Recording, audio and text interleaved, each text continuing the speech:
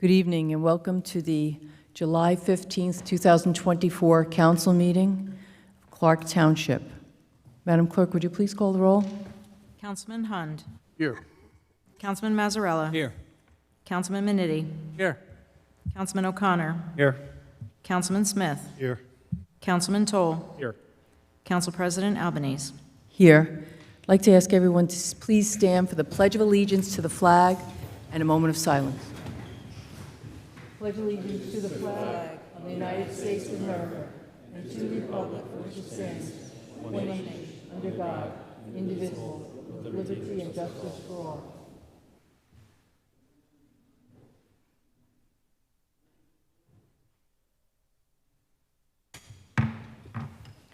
This meeting is in compliance with the Open Public Meetings Act, as adequate notice of this meeting has been provided by mailing the annual schedule of meetings to the Star-Ledger, Union County Hawk, Union County Local Source, and Tappan to Clark, by posting such annual meeting schedule on the bulletin board in Town Hall reserved for such announcements, the official website of the Township, and the proper filing of said notice. Formal action may be taken at this meeting. Thank you, Madam Clerk. At this time, we'll like to move on to the mayor's comments. Yes, thank you, Madam President, members of council. Good evening, ladies and gentlemen. Before I get into a couple of issues here, I would like to ask everyone in their own thoughts and prayers through the heinous assassination attempt on President Trump the other day, to pray for his quick healing. Also, the gentleman who was shot and perished in that heinous shooting, and pray for him, his soul, his family, the two injured people that were shot and thank God are in stable condition, and all those who were there who were going to suffer post-traumatic stress syndrome. I think in your own way, in your own thoughts, and in your prayers, if you can remember that heinous tragedy happening here in America in 2024. Terrible. I'd like to now touch on an issue that happened at the last council meeting that I was honestly not aware of until I was called by the press and heard a tape of it. John Greaves was up speaking, and when he got done, under my breath, because I certainly know I did not say this out to the chambers or even on live TV, I was picked up under my breath, I guess, mumbling to myself, and honestly, I don't even really recall doing it, but it sounded like me, so it had to be me, using a slang that was offensive and not kind. And I want to apologize first to you, John, about that, because you were the last speaker, and to the community at large for that.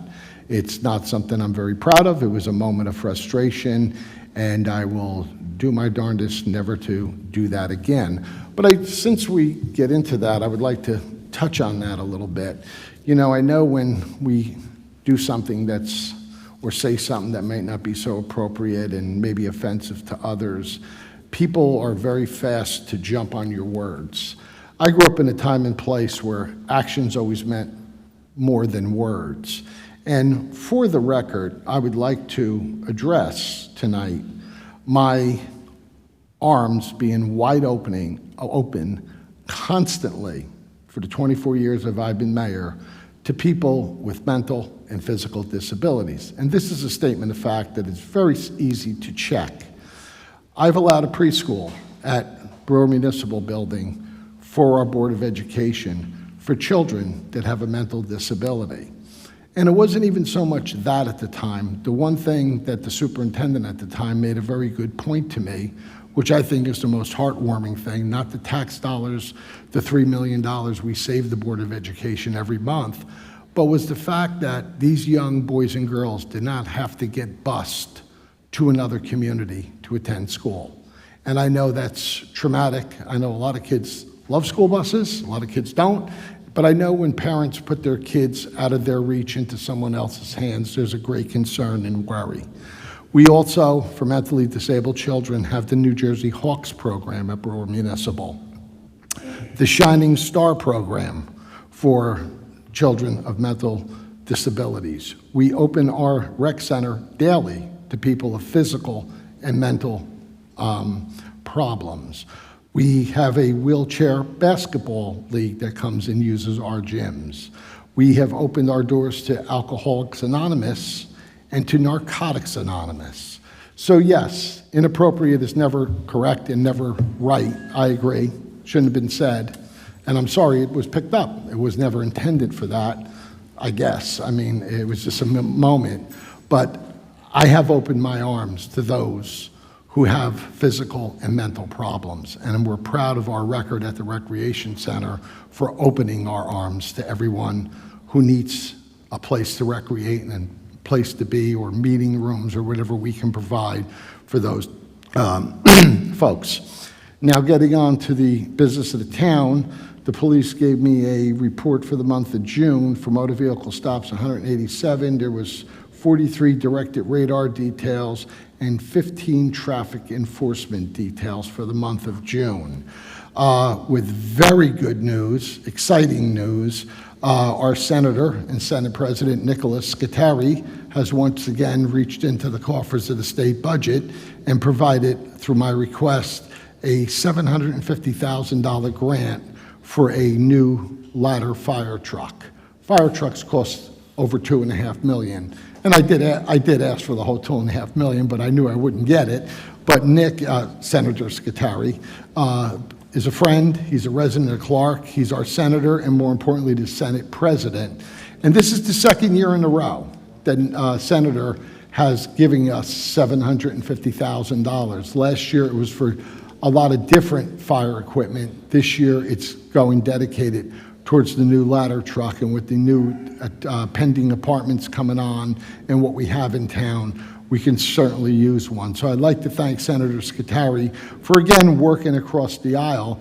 And if you want to hear something that I will also say publicly, I also asked Congressman Kane 2 years in a row for funding towards these programs. And 2 years in a row, I came up with nothing. So it's great to when you can work across the aisle with people and get things for the citizens of Clark, and importantly, our fire department, who's volunteer and puts a lot of hours into this town and risks their lives every time they go near a burning building or a car or what have you. So I'd like to thank the senator once again, humbly from the bottom of my heart.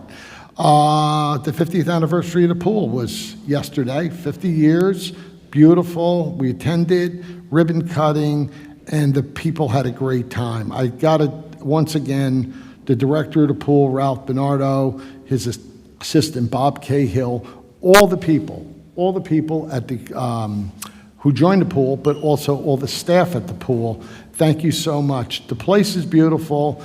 A membership this year is an all-time high right now, so that's a wonderful thing. And it was a nice day. The rain came and squashed it for about an hour. The people stood under the overhang, Ralph reported to me, and enjoyed the rest of the day. So I'm glad they did have a great 50th anniversary. July 4th fireworks, again, very well attended. I'd like to thank the police and first aid for standing by and doing what they do at these events, the Clark Fire Department for standing by and counting all the shells that we set up. We caught a couple of vendors some years ago shorting the town on shells, and the fire department counts all those shells, and this company we use is very, very good.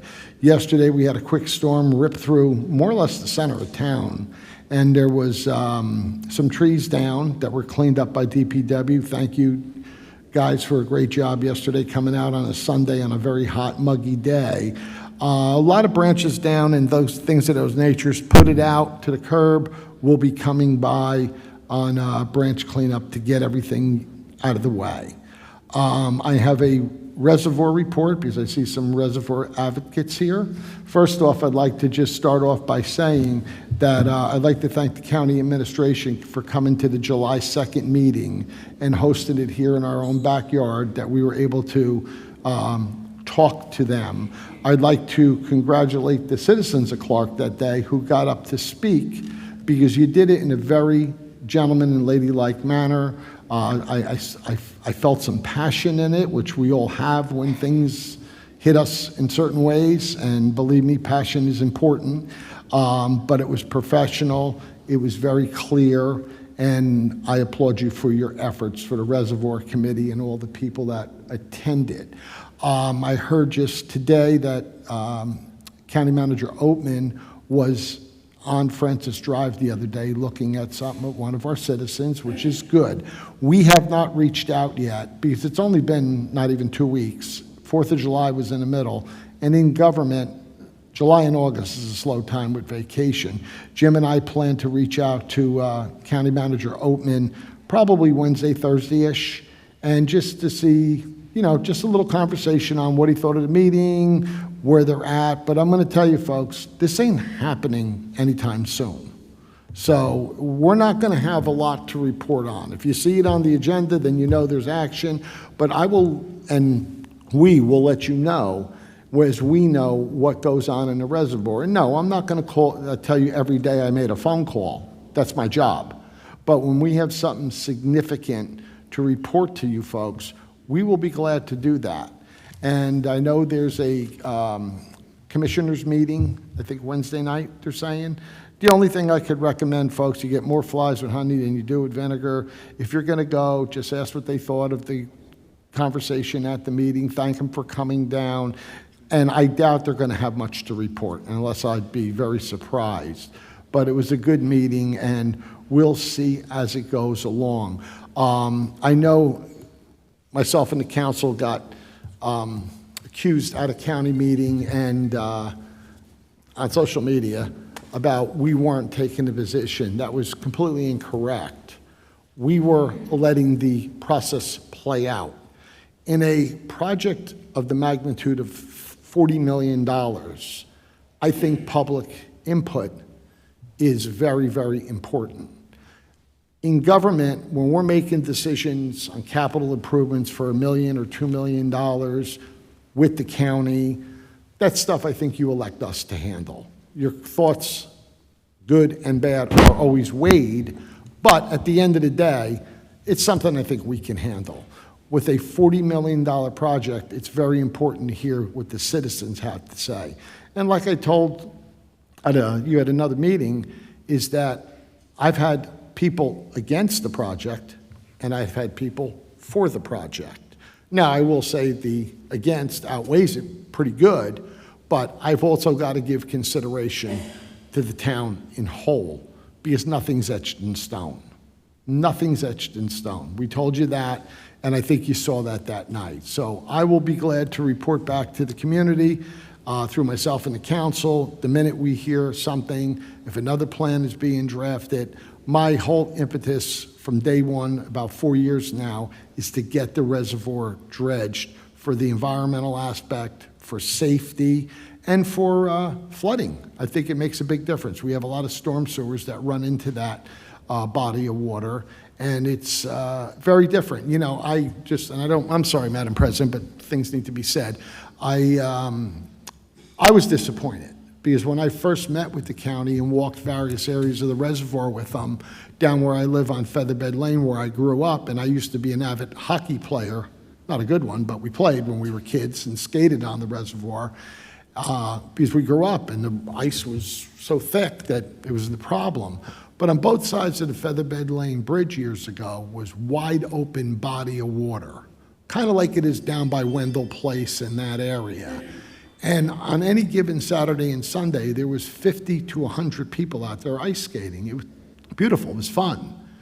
And now that, I guess I'll call it an island for lack of a better term, I don't know, grew there with trees and brush.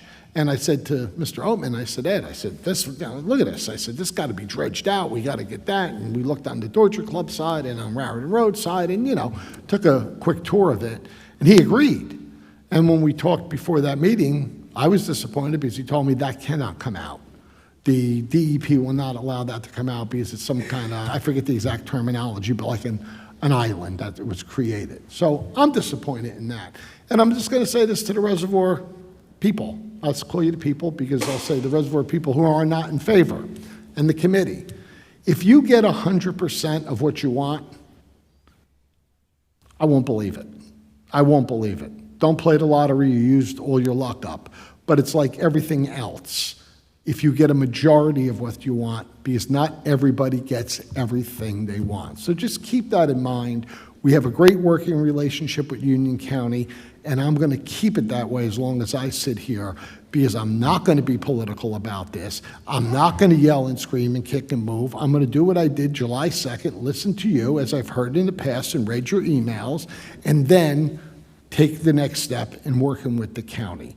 And if it doesn't get dramatically changed, I will be disappointed, and I will tell them that.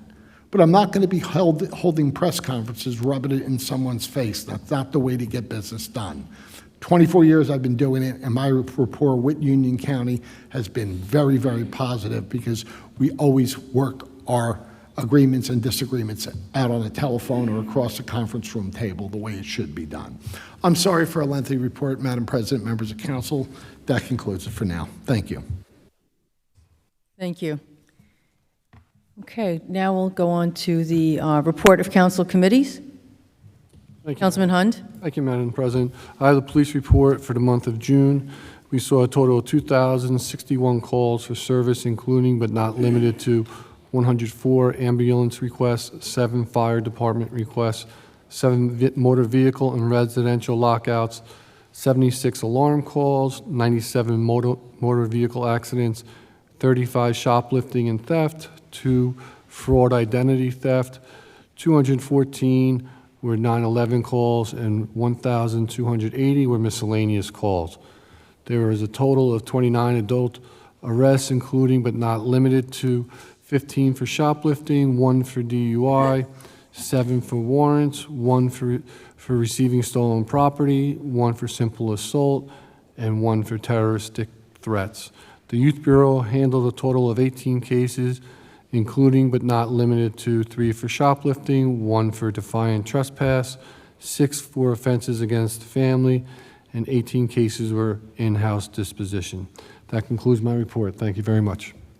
Thank you, Councilman Hund. Councilman Mazzarella? Yes, thank you, Madam President. This is my DPW report for this evening. Electronic drop-off will be July 27th at 9 a.m. to 1 p.m. in the DPW yard behind this building. ID is required. Grass pickup will be every Tuesday, but this week they will be here Tuesday and Wednesday due to mandatory DPW training. And please, only in biodegradable bags. No other items will be accepted in those bags. They can be disposed of in your regular garbage. Branch pickup. Branches should be out this week, and DPW will pick them up on the 4th week of this month. Bulky and appliance pickup appointment is always required the week before your scheduled pickup. Metal and bulky pickups are completely different trucks. Please schedule the correct pickup to avoid your items not being picked up. Root mulch will be available. Deliveries will be on Fridays. Schedule your delivery by Thursdays. Please remember that. DPW has been making available outside the gate still 16-inch wood for the taking. Please do not make a mess, and please do not bring any log splitters or chainsaws. Any other information can be achieved by DPW at ourclark.com for more information, or DPW or www.ourclark.com to schedule all the pickups and deliveries. Thank you. That's the extent of my report. Thank you, Councilman Mazzarella. Councilman Menitti? Thank you, Council President. In the month of June, the Clark Fire Department responded to 40 calls, totaling 225 for the year. 30 calls were numerous odors and alarm calls. 1 call was for mutual aid, and 3 calls for motor vehicle incidents. 3 calls were for mulch and brush fire, and 3 calls were for down wires throughout the town. The fire department has asked me to remind all residents that on August 17, 2024, the Clark Fire Department will be celebrating 100 years and have their new truck Ladder 1 dedication. Starts from 12 to 6, and there's also a 50-50 raffle, and you can get those raffles by looking at Facebook or social media. But just wanted to remind everybody again, that's August 17, 2024. As always, I'd like to thank the members of the Clark Fire Department for their hard work and dedication in keeping our town safe. This concludes my report. Thank you. Thank you, Councilman Minetti. Councilman O'Connor. Thank you. From the Finance Committee, the Township continues to be able to meet its current obligations. Thank you, Jim and crew. And then from the Clark Volunteer Emergency Squad, the squad was recognized by the North Jersey Blood Center by reaching its $10,000 donation. Thank you to all who have helped us reach this amazing goal. And congratulations to the two new members, Sean Simonos and Ria Sansguri, on successfully completing their EMT class and passing the national certification exam. There were 112 calls in June with 4 mutual aid calls. This does not include any calls we were dispatched to and canceled on. Total hours responding to calls is approximately 728 man-hours. This, of course, does not include any hours the members are on duty but not on calls. Year-to-date call volume is 641 calls. Regarding membership, the squad is hosting an emergency vehicle operator course on Sunday, August 18th from 8 a.m. to 3 p.m. Anyone with a clean driving record who is interested in becoming a driver for the squad is invited. Please contact the squad at clarkvolunteeremergencysquad@gmail.com. Anyone interested in becoming a member can email us at the same clarkvolunteeremergencysquad@gmail.com. And of course, they continue to service community in other ways. The squad provided coverage for the Township Street Fair and graduation in June. They will continue to host blood drives. There will be 2 in July. Please check their lawn sign for upcoming blood drives. Submitted by Lori Sheldon, trustee. That concludes my report. Thank you. Thank you, Councilman O'Connor. Councilman Smith? Thank you, Madam President.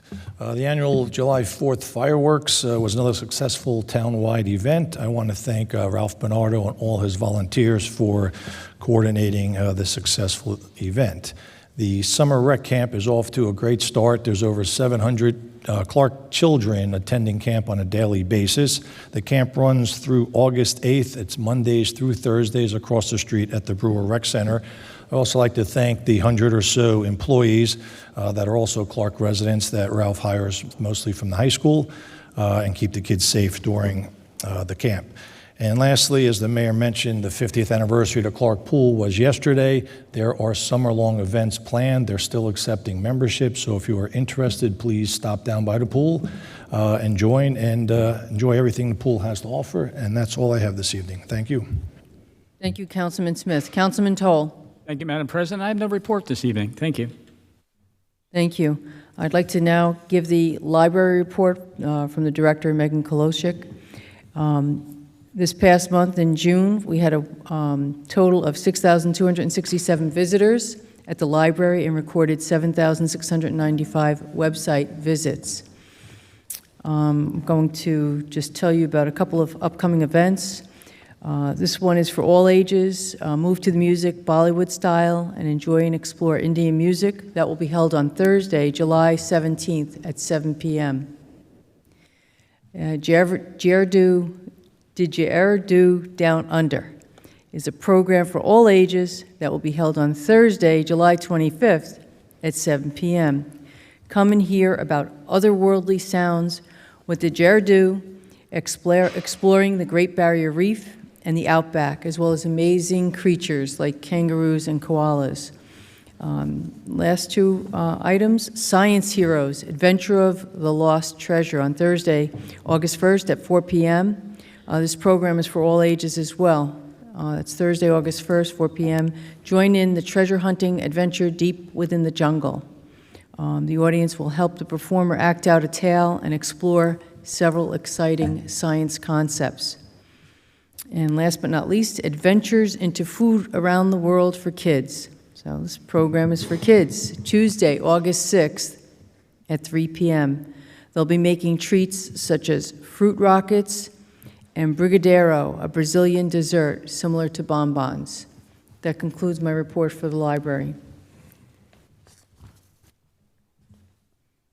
Okay, at this time we'll move on to ordinances, appropriations, and claims, and the introduction of a proposed ordinances. Madam Clerk? Thank you, Madam President. We have one ordinance for introduction, Ordinance 24-12, an ordinance to amend Section 33 of Chapter 347 of the Code of the Township of Clark entitled Vehicles and Traffic. Mr. Ulrich, did you want to add any further comments on this ordinance? Yeah, so this is Microphone. This is stop signs at Gloria Street in Harding, Harold Avenue in Harding, and Lionel Street at Harding. So our traffic department did an investigation and, based on the traffic and incidences in that area, decided that stop signs were appropriate for the area. Thank you. Do you have a motion, Council? Move that, please. Thank you, Councilman Hund. Do I have a second? Second. Thank you, Councilman Toll. Madam Clerk, when you're ready, call the roll. Councilman Hund. Yes. Councilman Mazzarella. Yes. Councilman Manitti. Yes. Councilman O'Connor. Yes. Councilman Smith. Yes. Councilman Toll. Yes. Council President Albanese. Yes. The This public time, I'd like to hearing- ask Councilman, I'm sorry. sorry, go ahead, Madam. Public hearing on this ordinance will be August 19th. Okay, that's for the hearing, August 19th. Thank you. Councilman O'Connor, would you give us the report on the payment of claims? Sure. I have reviewed the bills for the month totaling $409,295.14. Thank you. Okay, at this time, we'll move on to the citizens' hearing on agenda items. If there's anyone who would like to talk about any of the items on tonight's agenda, please come forward at this time.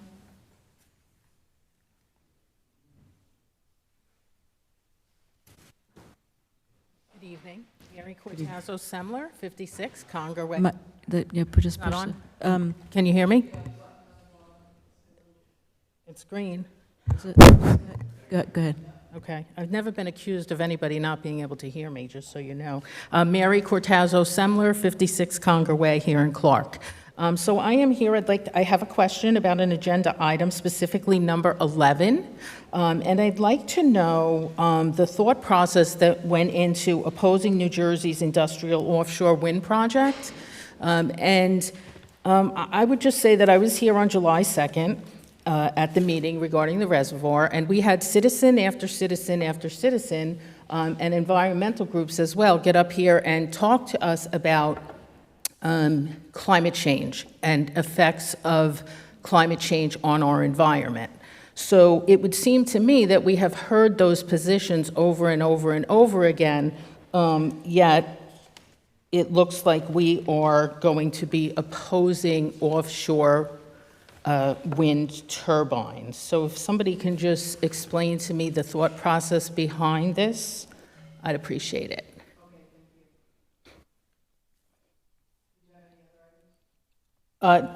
No, not on this part. No? Okay. Thank you. All right. I hope I'll hear from you later in your closing statement. Mr. Ulrich, do you want to comment on any of the content on that project? I know that we've read a lengthy piece on it. I didn't bring it with me. Yeah, as per the summary that I sent to everybody, but again, they estimated the increased cost associated with the offshore electric is going to be in excess of 50% of what you're paying now. There's a significant amount of grant money that is coming from the state to pay for this. There is still issues on the effects of mammals, especially dolphins and whales, and everybody's been reading the stories about the effects on the dolphin and whales showing up offshore. There's also the issues related to decommissioning. So one of the issues that they're running into is that each one of these, wind turbines will be separate LLCs, and in the event that there's a problem, or they're going to, they'll automatically just write off and claim bankruptcy on individual LLCs. And the final issue and concern is none of these things take into any effect of Scope 2 or 3 effects of climate change. So Scope 2 and 3 is the building of them and transportation and installation. And given all of that, it's estimated that it's going to be over a 10-year period before you would see any appreciable change or potential change. This is well documented in numerous papers that have been around. So that's the reason why, it's not only it doesn't really help the environment in the short and medium term, and the other issue is going to be the additional costs that are associated with the electricity purchased through these programs. And this was initiated by one of the other towns, correct? Down.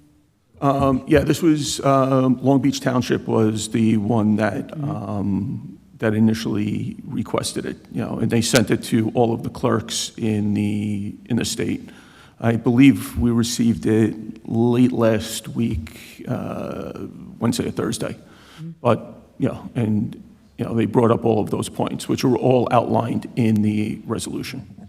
Thank you. I think what we'll do is, when we get to this item, if any of the council members want to express their opinions, we can do that. So we'll move on to the meeting. If you think of anything else, Mr. Ulrich, I thank you for those points. Bring those points up right now. Okay, is there anyone else who would like to come forward on agenda items?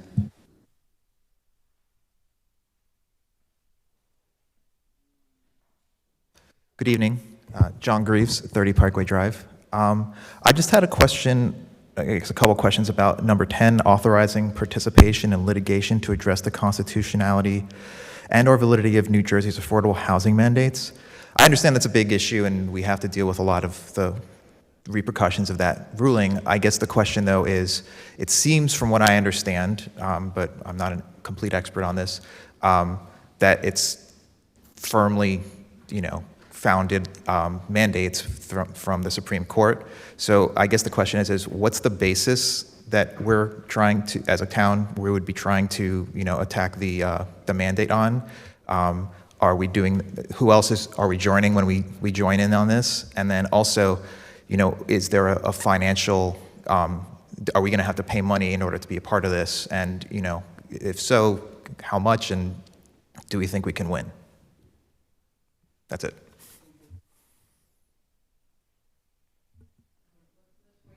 We get to that resolution, and then we can talk about it further. Anyone else wishing to come forward? Okay, seeing no one, we'll move on to the resolutions. And we'll close this portion of the meeting. Do you have a motion? So moved. Do you have a second? All in favor? Aye. Thank you. Okay. Madam Clerk, when you're ready, we'll move on to the resolutions. First resolution is certifying to the local finance board of the state of New Jersey that the members of the governing body have reviewed as a minimum sections of the 2023 annual audit entitled General Comments and Recommendations. Yes, I'll move it. Thank you, Councilman Mazzarella. I'd like to second that resolution. Is there anyone wishing to make further comments? I'd just like to thank the business administrator and the finance department, in particular our CFO, Jennifer Kabliska, for, in addition to getting the budget done so timely and to getting an audit completed before June 30th, and also, most important, there were no comments in the audit, which is very significant in running a financial organization. So kudos to the team. Please pass that on. Thank you. This time I'd like to ask the clerk for a roll call. Councilman Hund. Yes. Councilman Mazzarella. Yes. Councilman Minetti. Yes. Councilman O'Connor. Yes. Councilman Smith. Yes. Councilman Toll. Yes. Council President Albanese. Yes. Okay, number 3 is authorizing the Township Planning Board to undertake a preliminary investigation to determine whether the proposed condemnation study area, which includes 52 and 56 Westfield Avenue and Broadway near the intersection of Joseph Street, qualify as an area in need of condemnation redevelopment pursuant to NJSA 40A:12A-5. Do you have a motion, Council? I'll move that, please. Thank you, Councilman Hahn. Do you have a second? I'll second that. Thank you, Councilman Minetti. We discussed this at length at our workshop meeting. I don't know if the mayor or business administrator would like to comment further. I would, Madam President, Thank you. Just for the public record on TV, we are right now exploring the possibilities of doing condemnation at the old A&P site and the investor savings site. Very, very, very disappointing to myself and the whole community. I think it's something everybody agrees with, that the area is a blight, an eyesore, and if you want to have a better adjective, pigsty for that matter. It's terrible. I'm tired of looking at it. The council's tired of looking at it. I know the citizens are tired of looking at it. The developer at the A&P site came forth before the planning board, and we passed the plan to begin to build apartments the affordable housing aspect of it, and stores on the bottom in the baby steps of trying to create a downtown Clark. In the meantime, the Investor Savings Bank vacates, and they're got it on the market for $2.5 million. I was thinking 7, but it's 5, you're right. And if you look at that lot, and not to get into that company's financial ideas, it's not worth $2.5 million. This is going to be also another site that's going to turn unsightly, sit vacant, as we, the township, are trying to move something forward to make something better. I was asked on social media one day by a gentleman if we could go after them a condemnation, and I said we couldn't at the time. I was in full belief at the time it was a 3-year window they had to implement from the planning board approval to the beginning of construction because of COVID, and there was a apparatus in the law that would allow that. I didn't know at the time, because again, this never happened before. Everyone who got approved before the planning board built. So this was kind of dragging on, and my conversations, if you just hold where I just was for a second, my conversations with the developer, there was a lot of, he built Walnut Avenue, Walnut Hill. There was a lot of supply chain issues and things of that nature. That's why that light's still at Valley and Walnut isn't been fixed, because they are still waiting on stanchions for those lights. Believe this or not, it's true. So we were pushing him along and urging him along and urging him along. And I know in the meantime, he was trying to purchase investor savings from what I was told. Again, I don't know much about that, but the time has run out. I cannot get a definitive answer on when he's going to start developing. And at this point, it's time to get this project moving. Let's see how serious they are if we lower the guns on them, that we're going to come after that property. If they want to get it built and get it developed, this would be his 3rd project in town. The senior housing on Westfield Avenue was 1, Walnut Hill was 2. And I was very happy to work with them, and I thought they did a pretty good product on both. But this has just been demoralizing for everyone involved to keep looking at that old, dilapidated, junky building.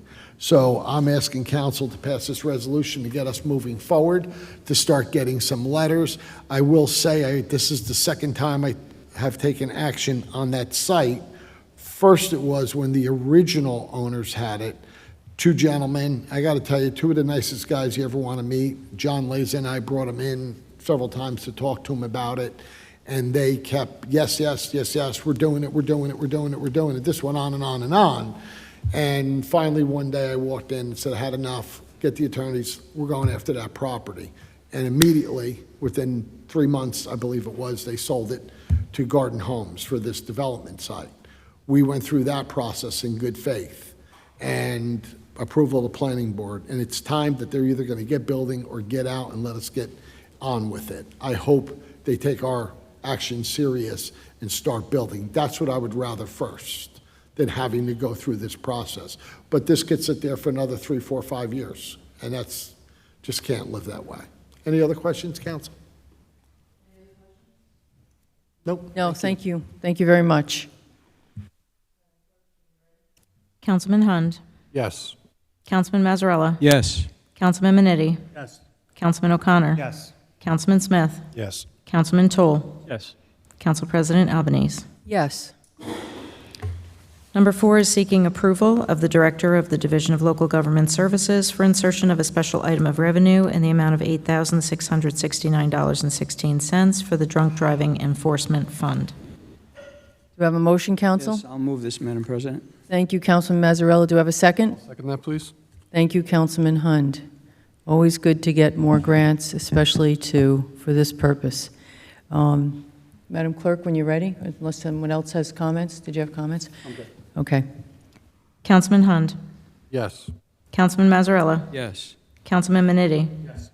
Councilman O'Connor. Yes. Councilman Smith. Yes. Councilman Toll. Yes.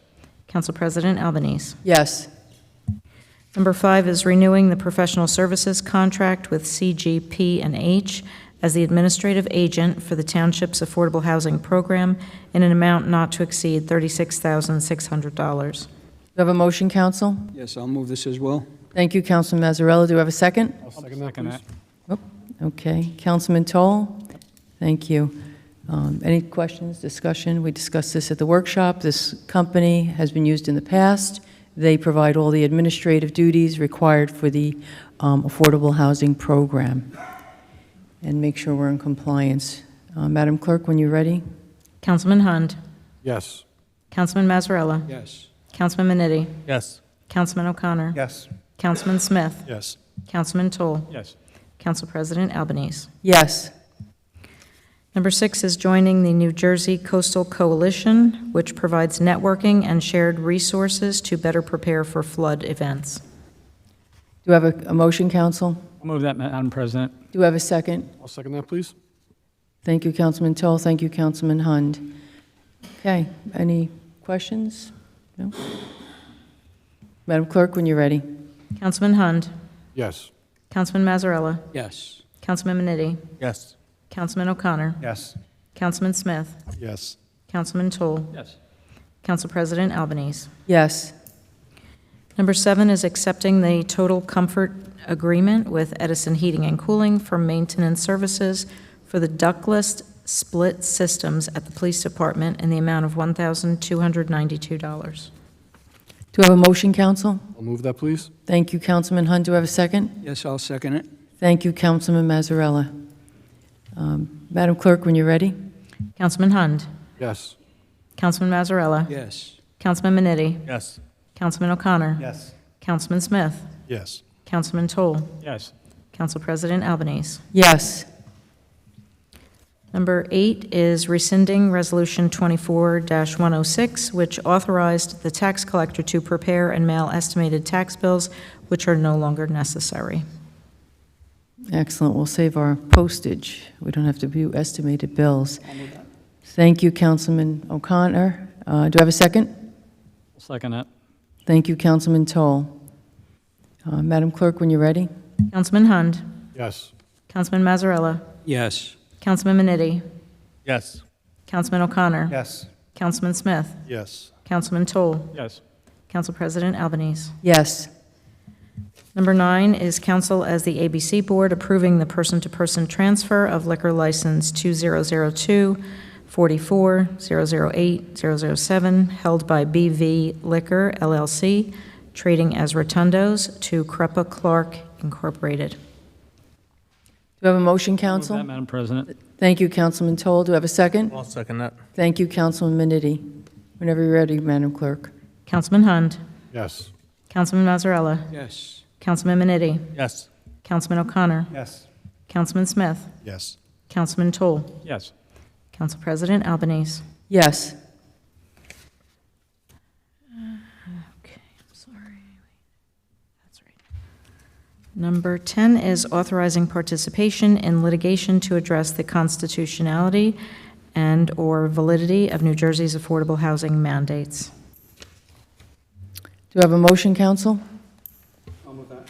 Thank you, Councilman O'Connor. Do I have a second? Okay. Frank? Go ahead. Councilman Hund, thank you. Yes. Mr. Ulrich, would you like to comment? And then the council can also make comments. So what we're looking to do is, as we comply with the fourth round of the affordable housing, there are 62 communities that do not have to participate. And these are areas that have transportation hubs, they have proximity to jobs as opposed to a lot of the more suburban areas. So they don't have to, so we're taking a bigger number and dividing it by a smaller number of townships. And what we're advocating for is that everybody gets included in these numbers to, not only make it fair, but also for the proximity. Like I said, Huntington County, you may be putting affordable housing, but they don't have the transportation infrastructure. So there's right now about 60 municipalities that are part of this. It's going to be $10,000 this year and $10,000 next year for the attorneys to do all of the due diligence on the laws. But again, we're not looking to change the number in the end. We're just looking to have a say in how the units are being apportioned throughout the state. Thank you. Anyone else wish to comment? I guess to sum it up is that if it's spread out amongst everybody, not at a certain group, the numbers will be more fair and less on burden of communities like here in Union County. And, you know, just adding to that, I mean, the main way that we're satisfying our need is through the pilots. And then as we continually have more apartment need, the developers aren't going to come in and say, we're going to build market rate and then lose 15 to 20% of our units to affordable housing. So, you know, this is another way of, if we reduce our numbers, there would be a reduced reliance on, you know, having to bring, you know, developers in under pilot agreements or favorable tax agreements in order to satisfy our need or our stated need from the state. Yes, from my point of view, one of the biggest issues and the reason why most people come to these meetings and what they complain about is, why are we building so many apartments in the town? This happens over and over, and it's been going on for years. And this is a way to, number one, be treated fairly, because we're not against affordable housing, but a lot of the developers use that as a ploy to get their way and put all this extra housing into the townships. You all know, look what's going on in Cranford. All the people here are up in arms with that development that's going over there. That's a lot of traffic that's coming into this town, pollution, et cetera. So that's what I see this as, an opportunity for us to, as the mayor said, join as a group, join as a block, to be treated fairly, so that the burden isn't always on us in the, you know, I guess we're one of the first, you know, suburban communities. You know, it's happening all over the state, and we want to be treated fairly and have a say in what's done. That's what I see. Madam President, just as a side note, council and public, there's a bill in one of the committees of the legislature that the bill is trying to impose prevailing wages, union prevailing wages on private developers building these pilot programs. Now, that doesn't make sense to me. If you look at prevailing wage, and I'm not against anybody in the union making a fair and honest buck, believe me, they deserve it. But if you look at prevailing wage from what a private builder could have built this building for, and what the municipality had to build this building for, going through prevailing wage, is somewhere about 50% more money. When you have school projects, county projects, state projects, and municipal projects, if there's a certain threshold, you have to go with a prevailing wage person. That person is charging more than what your average electrician could, or your average mason could, or whatever the case may be. I believe in prevailing wage on the bigger projects, because probably union help is more equipped to handle that than sole contractors. But if you're going to start enacting prevailing wage in these affordable housing / pilot programs are going to go at the wayside. Or the township is going to have a gun to their head to make a better deal for the developer, because it's costing more money now to build the same building as it did 2 years ago, which it's going to lower the percentage of money back to the municipality, if you can follow what I'm saying. Because, well, how does that hurt us? Well, don't build a pilot, build regular tax. Yeah, a pilot is a state project designed by the state of New Jersey to try to get blighted areas developed.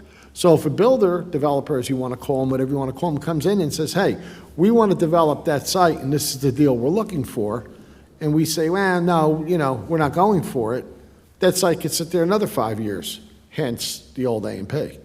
That wasn't a problem there, but I'm just saying, you could end up sitting on a project like that. So I hope the legislature really puts their nose to the grindstone and pays attention, because I think this is going to have an adverse effect on what they try to set out by doing the pilot program, payments in lieu of taxes, to try to get blighted areas developed.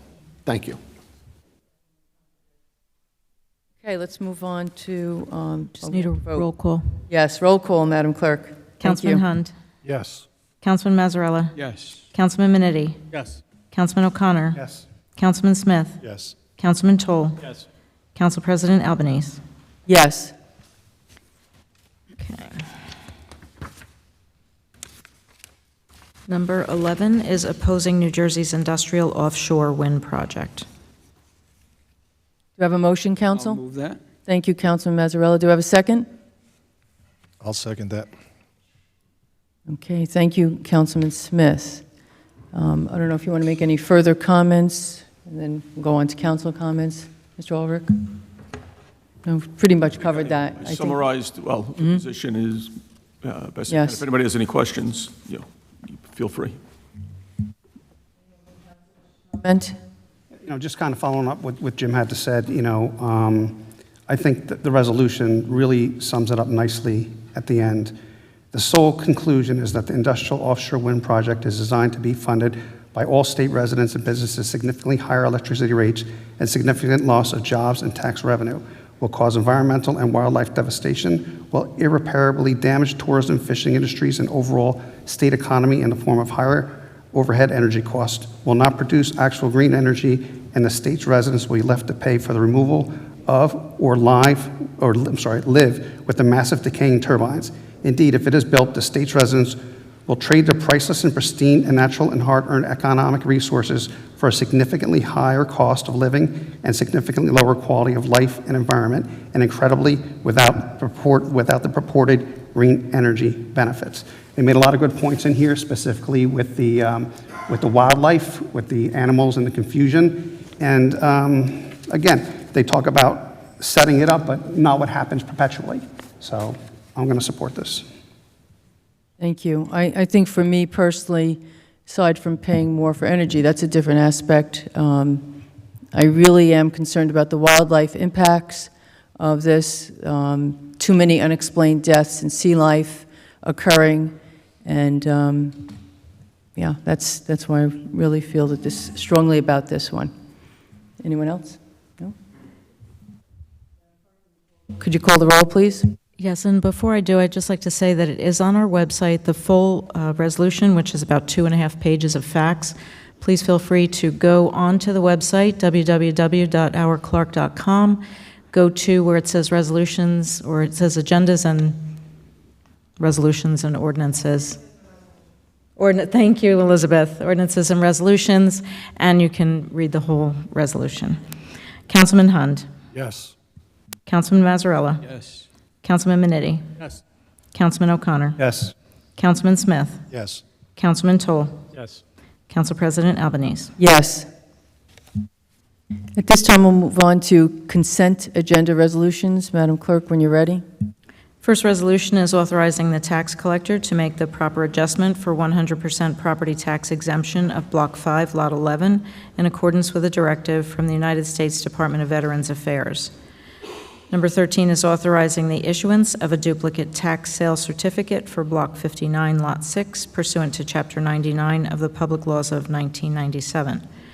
14 is authorizing the tax collector to refund overpayment of sewer fees in the amount of $1,240.98. And 15 is authorizing the tax collector to refund overpayment of taxes in the amount of $2,681. Council, do I have a motion to adopt the consent agenda? I'll move that, Madam President. Thank you, Councilman Toll. Do I have a second? I'll second that. Thank you, Councilman Minetti. When you're ready, you can call the roll, Madam Clerk. Councilman Hund. Yes. Councilman Mazzarella. Yes. Councilman Minetti. Yes. Councilman O'Connor. Yes. Councilman Smith. Yes. Councilman Toll. Yes. Council President Albanese. Yes. Okay, now we'll move on to new business. And this evening, we do have new business on the calendar. Okay. Madam Clerk, do you want to describe it?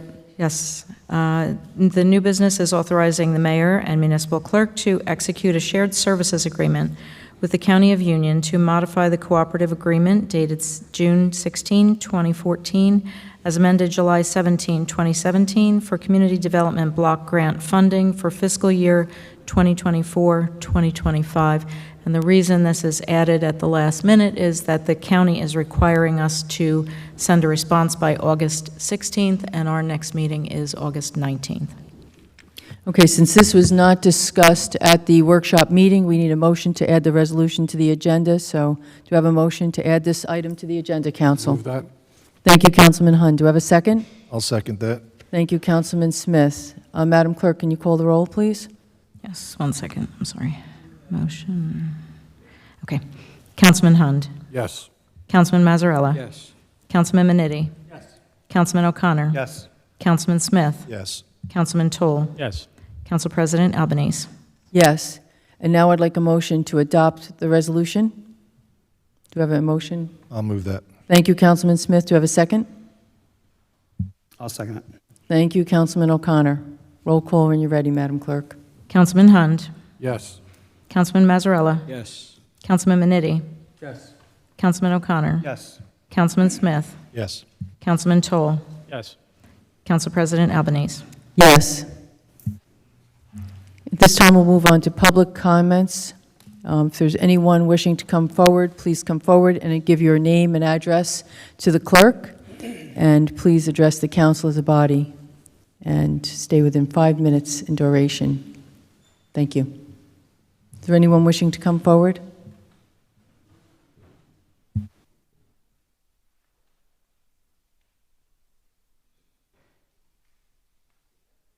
Good evening. My name is Pranita Bishlani. I live on Princeton Avenue in Rahway, and I'm a Rahway resident. I've come to urge the Clark Town Council to heed the voices of your many residents who spoke with great passion and concern at the July 2nd presentation meeting, and create and pass a formal resolution opposing the county's proposed active recreation components of the proposed development of the Clark Reservoir, and to oppose specifically the deforestation of St. Agnes Forest, to build the electric train and depot, the carousel building, the clock tower, the plastic skating rink, etc., that the vast, very vast majority of your residents opposed, and also opposing the 10-foot wide asphalt pathways with an additional 2 feet of timbers on either side that come within feet of residents' homes, invading their privacy and sense of security.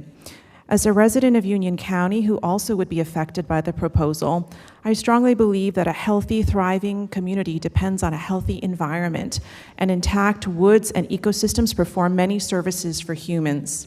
I noticed the meeting agenda included joining the New Jersey Coastal Coalition, which provides networking and shared resources to better prepare for flood events. I applaud this decision, and I know preserving the forest around St. Agnes Church would also serve to aid in the prevention of flooding.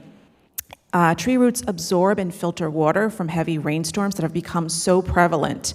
It's not just that impervious surfaces don't allow for water absorption. It's also that the large roots of trees actively take in the water, and fallen leaves and smaller plants also slow down the runoff into waterways. This service has become imperative during a time where flooding is a huge concern and where there are fewer and fewer intact trees and ecosystems to perform these services.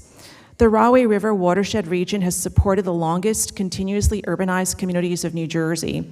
Our highly urbanized watershed suffers from frequent flooding due to the extensive development and destruction of riparian wetlands and floodplains.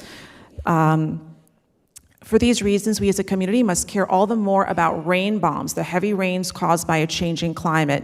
I encourage you to look at the numerous studies that show the powerful effect of trees in stopping and slowing down flooding, preventing erosion, and keeping water clean.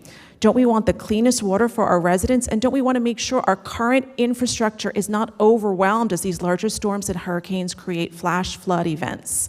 These trees also create a physical buffer to stop the increasingly high winds caused by warming oceans and resultant storms and extreme weather events. Trees also counter heat island effects. According to the US EPA website, urban heat islands occur when cities replace natural land cover with dense concentration of pavement, buildings, and other surfaces that absorb and retain heat.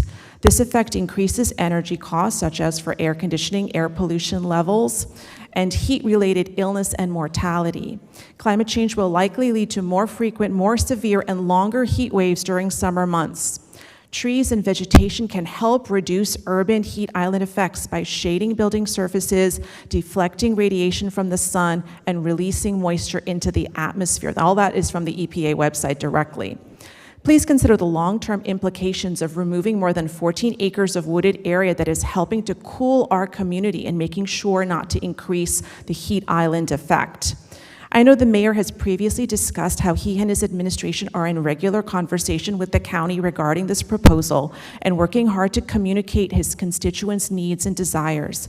I want to applaud him for these efforts to protect our children's futures and make sure the few remaining woods and natural places are kept intact for future generations. Perhaps working alongside the county, the plan could be reimagined. So I'm stepping out of my role on the committee to talk about this idea.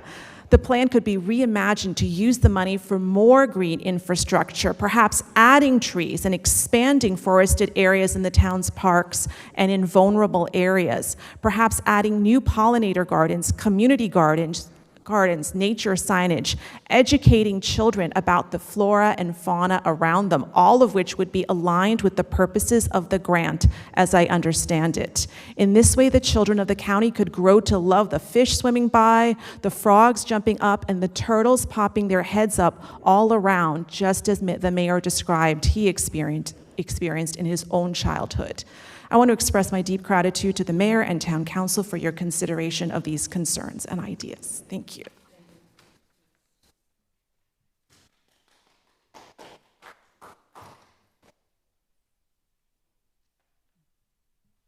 Good evening. My name is Eric Hausker from the New Jersey and Union County Sierra Club. When you drive through Cranford, Clark, Westfield, Scotch Plains, you notice that an effort has been made over the years to keep this area beautiful to the eye, pleasing to the eye. There's parkland, there's forested areas, there's bodies of water which are not developed commercially. And I just want to remind all of us here that Clark did it right back, Mr. Mayor, with the Esposito Park.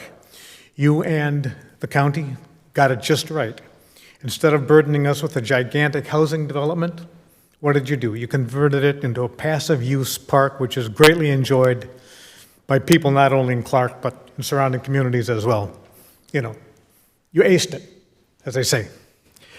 It used to be that people did not particularly care about things like deforestation and loss of habitat. 20, 30, 40 years ago, it was not in the public consciousness to worry about wooded areas being lost to development or about the wildlife that was displaced when trees were replaced by concrete and asphalt. Birds and turtles and deer could always find new places nearby to make their nests, lay their eggs, raise their young. These animals would simply move farther inland and move to wooded areas the next town over, the next county over. It's different now. Not only is the public at large more concerned about preservation of wildlife habitat, people are also worried about global warming and climate change since they are aware that trees absorb carbon dioxide and thus mitigate that problem. In this particular case, of course, concerning the reservoir, for the last 27 years, drivers going along Madison Hill Road have seen from their cars a large blue sign beneath the dam that says Clark Wildlife Preserve and Habitat. We've all seen that. And then there's a plaque nearby commemorating the date, March 6, 1997, when this area was dedicated for that very purpose, to allow the beautiful waterfowl and other forms of animal life to exist unmolested. Please keep in mind that now more than ever before, people love animals.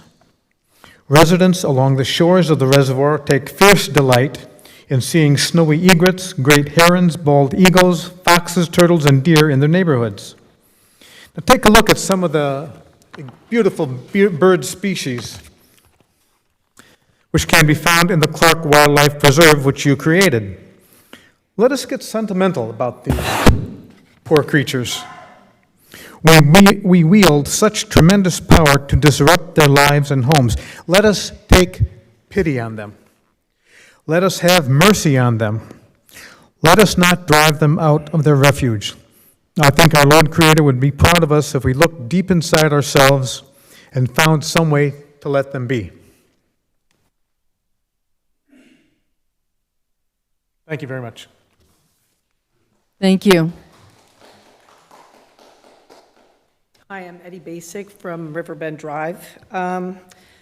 Last time I was here, people from the county talked about community and neighborhood in this plan for this amusement park, but it doesn't seem like anybody in the community or neighborhood wants it here, and I don't understand why this doesn't come to a vote. We are residents of Clark. This is a county issue, but we are also residents of the county, and we should be able to vote for what is built in our town. Thanks. Thank you.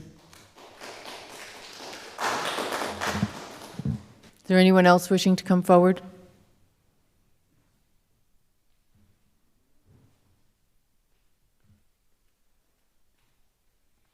Hi, Mary Cortazzo Semler, 56 Conger Way, Clark. So I wanted to talk about, I know we were talking about prevailing wage and the DPW and some storms that we had recently. So I wanted to ask here about staff positions and our overall organization and our operations of Clark. So I know we have liaisons for each one of our, let's call them units or departments. And I was wondering if anybody could answer for us, what type of vacancies do we have right now in our operations for rank and file staff in the police department, the DPW, the library, or office staff within our municipal building? And then also management positions, because I know previously we had a director of public safety as well as a DPW director, which I don't see either one of those positions listed anymore. And it would seem, especially as a DPW director and a public safety officer, with all of the things that are going on with storms and climate change and trees and electricity and all the things we have been talking about here, flooding, there would be strong consideration to have people in these positions. So that's my question. And is somebody else, in the absence of these individuals, performing these roles?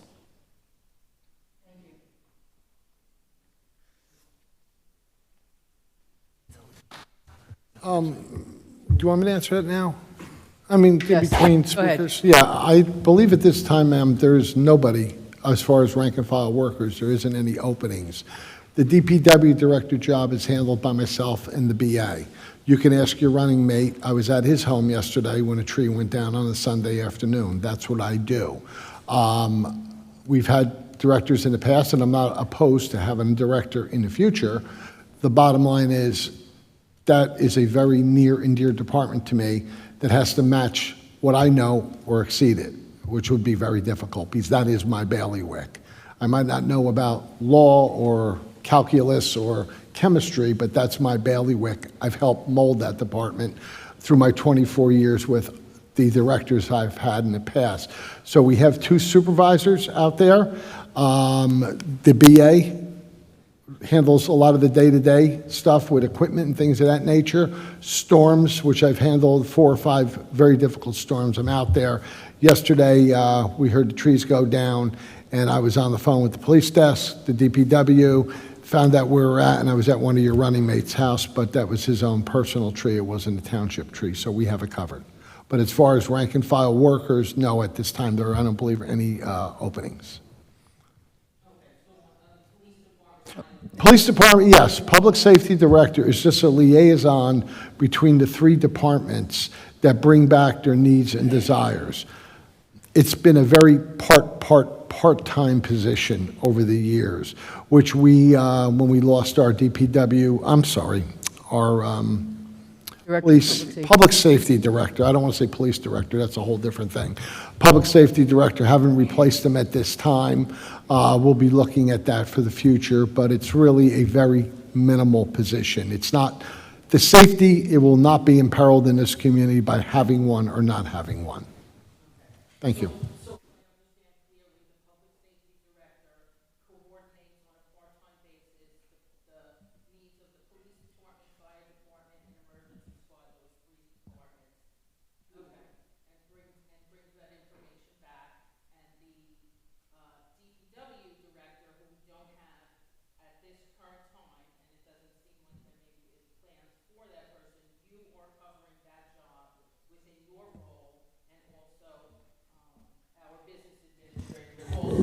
Yes, correct.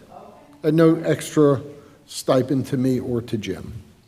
There's no extra stipend to either one of us. And Okay, and all positions are advertised. Any openings that come up, they're legally required to be advertised. They're usually advertised on the website. and in civil service magazines. So. Yes, we are a civil service compliant township. And the other thing is that we also have the Office of Emergency Management, which coordinates, so we do all of our testing, our desktop assessments, and everything along those lines through our Office of Emergency Management. And the position of the Public Safety Director was paid $1,500 a year for a very part-time position. So, I mean, from a safety standpoint, there's no one who takes it more serious than me. I mean, we've been with the state police. We've done a lot of different things on notifications. We have the whole town mapped up in the event of any type of emergency. We could hit different sectors of town. We are right now the only township in Union County that can do that. So we work through our Office of Emergency Management, and all of our coordination is also through them. So, you know, the Public Safety Director, while, you know, is in those meetings, you know, all of the decisions are made by, you know, all of the department heads in conjunction with the Office of Emergency Management. Okay, thank you. Anyone else wishing to come forward?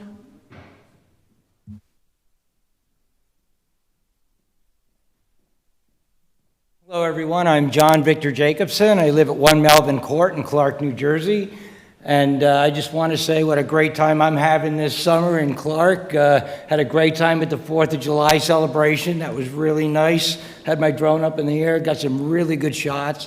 And the street fair was real nice. That was first time ever. I really enjoyed that, too. And I'm looking forward to the fire department activity, and I think it's August 15th, is it? From 6, August 17th, 12th. I'm really looking forward to that. I love living in here in Clark, and I'm looking forward to the reservoir restoration. Thank you. Anyone else to come forward?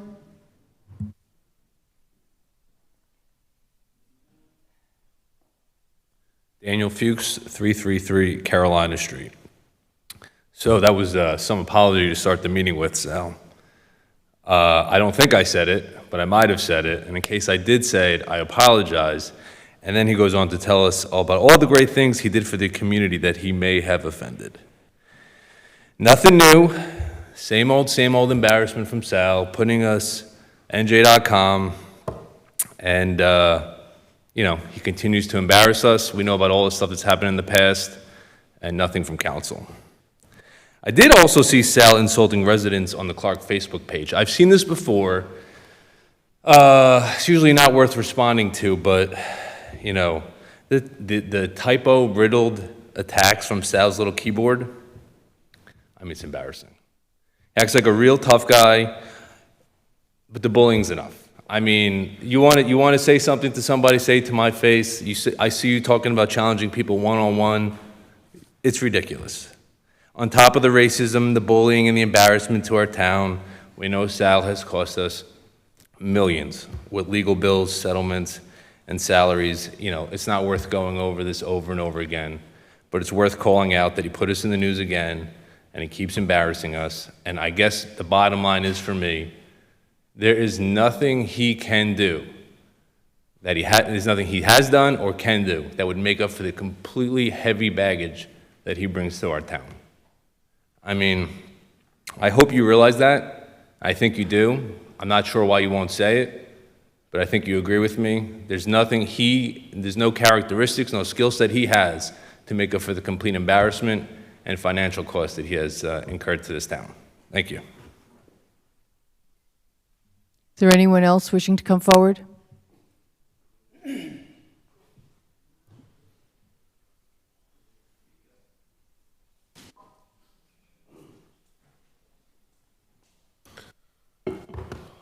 Good evening. Mike Schulman, 382 Carolina Street. I watched Saturday what unfolded on my TV and was equally shocked and horrified as I'm sure everyone else in here was. I don't know how we became so divided and so tribal, where the political rhetoric has risen to political violence. Our campaign condemned this in a statement right away, but as someone running for office, I felt compelled to speak tonight for a few minutes, because not only am I shocked that I've now, another generation, living through a attempted presidential assassination, but the fear I have now for people engaged in the political process, whether that's elected officials, people running, or even people just going to a meeting that now have to have that fear. I think we can all do better and remember that politics stops at the water's edge, and what unites us is much stronger than what divides us. With that said, I'm going to stop contributing to the poisoning of the well of political discourse that we have, unfortunately, here in Clark on our social media. I've taken steps to remove myself from what are incredibly inflammatory social media groups. The keyboard warriors and Facebook trolls that are out there are unproductive to any healthy discussion about policies and sharing of ideas that I think most of us try to have here at these meetings. I'm no longer going to participate in or promote the vitriol that exists within these groups that some members in this room participate in. But as a candidate, I recognize that I have to make myself available to everyone, and I want to continue to welcome open and honest discussions on the issues, but not where it's going to turn to degradation, defamation, and unfortunately outright threats. Now, I intend to hold myself to this same standard and apologize if at times I've been more part of the problem than the solution. But with all that said, it doesn't mean that we shouldn't have political discourse. For all, there's an election in November. The folks here in Clark deserve to make an informed choice based on facts and not Facebook fantasies. They should have the ability to evaluate each candidate, their ideas, in a public setting. Maybe a debate where both sides can answer questions and ask each other questions. We can use that as an opportunity to showcase that we can have different ideas about how to make Clark a better town. And we can express these viewpoints passionately, but professionally. So with that, Mayor Bonacorso, I invite you to come debate sometime this fall, as we are both candidates running for mayor of this town. Thank you. Thank you. Is there anyone else wishing to come forward?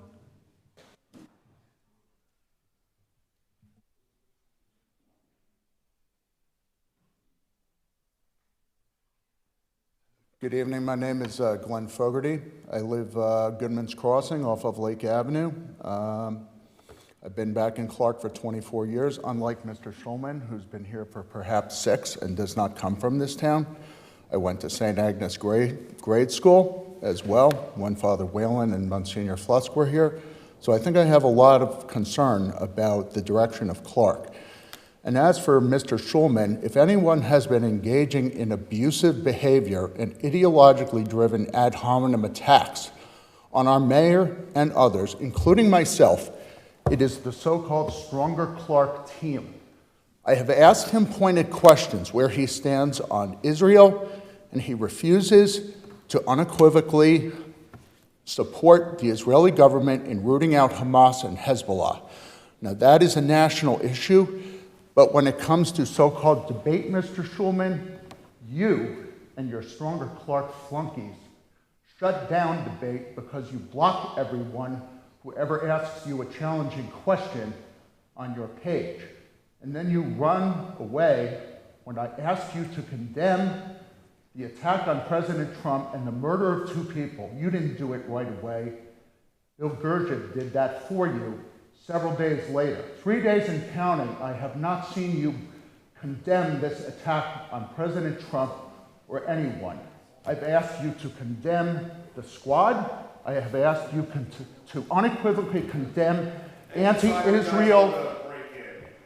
You can't break in because you never won any dialogue, sir. You're not from... Folks, Mr. Fogarty, 1 second. Ma'am, he's got the floor. I am addressing the council indirectly because what Mr. Schulman just said was a pack of lies. His site, Stronger Clark, on Facebook shuts down and blocks anyone who asks them a challenging question. And then he runs away from the Clark Politics site, among others, because he says he wants to promote a sense of community. Well, how does Mr. Schulman promote a sense of community by running away from debate and refusing to answer even the most basic challenging questions? All he does is engage in ad hominem attacks on our mayor, on our town, on the people of our town. There hasn't been a person in this town he hasn't called a racist.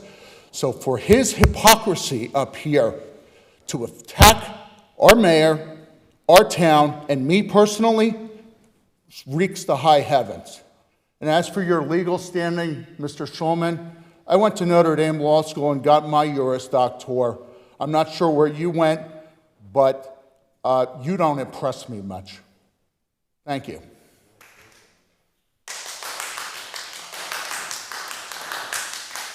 Is there anyone else wishing to come forward?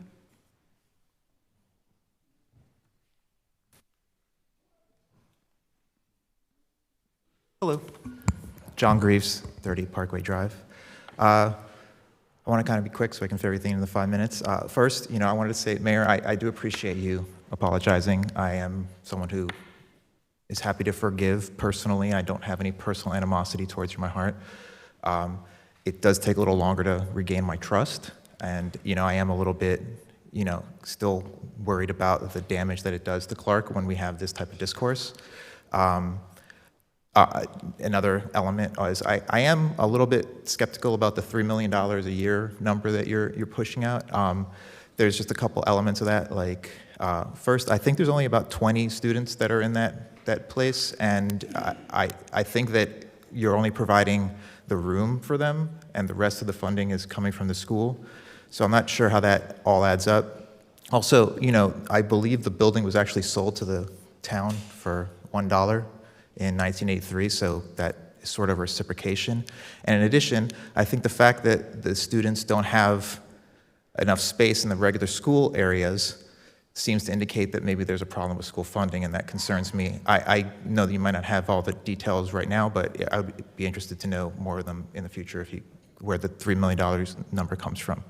On that note, I did want to sort of comment about last month and just things in general that I've noticed as I've been paying attention to the council meetings over the last year or so. We have to talk about the pattern of behavior from the leadership that's hurting our town. Handling disagreement in a respectable and reasonable manner is the cornerstone of a democratic government. Last month, I brought up a real issue that affects our town, its schools, and its development. The mayor heckled me and then insulted me. This was after he disrespected one of our senior citizens. After that, as bad as that it was, it's to be expected at this point. He's acted this way for years, and the town has paid dearly for it. Council, you could stop this. You could at least say his actions are wrong, but you don't. We barely hear your voices on things except to praise the mayor. After the insults and the heckling and disrespect, Mr. O'Connor said he wanted to thank the mayor for his comments. I couldn't believe it. We hear all the time that he's an invited guest, but you practically let him run the whole meeting. If I invited a guest to my house and they started abusing my other guests, I would kick them out. I would tell them not to come back until they could control themselves. You're supposed to be part of the democratic system, a check and balance on power, but you publicly show submissiveness to the mayor all the time. Councilwoman Albanese, you've clearly said that you don't do research and don't ask questions about how things work. You just follow the mayor and the business administrator. Why? Why don't you think independently and consider things on the merits? The council is supposed to be a check on the mayor's power. We rely on you to see things from a different perspective and represent the citizens. You're not doing that. It seems like you're just following the mayor in lockstep. You say you're on the bleeding edge of transparency, but the recordings of these meetings from the previous years had to be requested by Oprah before they were available on YouTube. The mayor's apology video has been disabled on the YouTube channel. When we lost control of our police department, no one on the council mentioned anything. The chief just stopped giving his monthly council reports and everyone pretended like nothing happened. The settlement with Lieutenant Manata was approved at a special meeting that wasn't recorded, even though all the other meetings were recorded at that time. That's not transparency. You won't even say that what happened was wrong. The only criticism I heard was from Mr. Smith, and all he said was, we don't condone that behavior. Don't condone? We need more from you. We need you to call out bad behavior and at least say it's bad. Instead, it seems like you're sweeping it under the rug and trying to convince us that it really isn't so bad. You said that the Attorney General's report found that the council acted appropriately in the matter. No, it didn't. The word appropriate was not used to describe the council's actions. They said you unanimously approved the settlement agreement without seeing the document or listening to the recordings. They said if it wasn't for the prosecutor's office taking action, the misconduct of the Clark officials would have remained a secret. They said that the mayor had been attending closed council meetings, which were, I assume, meant to discuss his misconduct, and that, quote, they certainly appear on the face to have constituted a conflict of interest and to have likely violated provisions of local government ethics laws. That's a far cry from appropriate behavior. Can I please have 1 minute? Can I make 1 minute?